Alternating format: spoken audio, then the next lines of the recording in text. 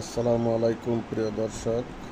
আজ আমি খুবই একটা গুরুত্বপূর্ণ জিনিস দেখাবো, যেটা যারা সেলাই কাজ করেন তাদের জন্য খুবই উপকার হবে।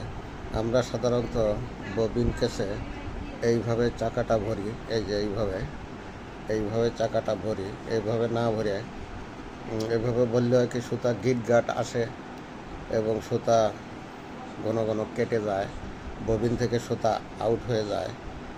সো এইভাবে ধরবেন, এই যে এইটা নিচের দিকে থাকবে, এইটা এই যে আবার পরিষ্কার করে দেখায়, এইভাবে নিচের দিকে থাকবে এবং এইভাবে বললে আপনার কোনো ডিস্টার্ব দিবে না, সুতো গিটগাট হবে না।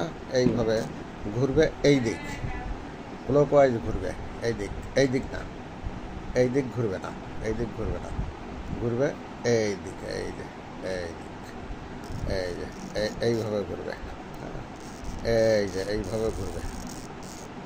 আর ওইভাবে ঢোকাইলে এই দিক ঘুরবে, কিন্তু এটা ঘুরতে হবে এই দিক, এই যে এই দিক ঘুরবে। আবারও দেখাই, যেমন এইভাবে সাধারণত যারা না জানেন এইভাবে ঢোকান, এই যে এইভাবে ঢোকান, এইভাবে, এই যে এই দিক ঘুরতেছে না, এই দিক ঘুরবে না, ঘুরবে এই যে সুতোটা নিচে দিবেন, নিচে দিলে খেয়াল করেন দর্শক, এই যে এই দিক ঘুরবে, এই যে এই দিক, এই দিক, এই যে আমার ববিনটার ডিস্টার্ব আছে, এই যে এই দিক ঘুরতেছে। ধন্যবাদ।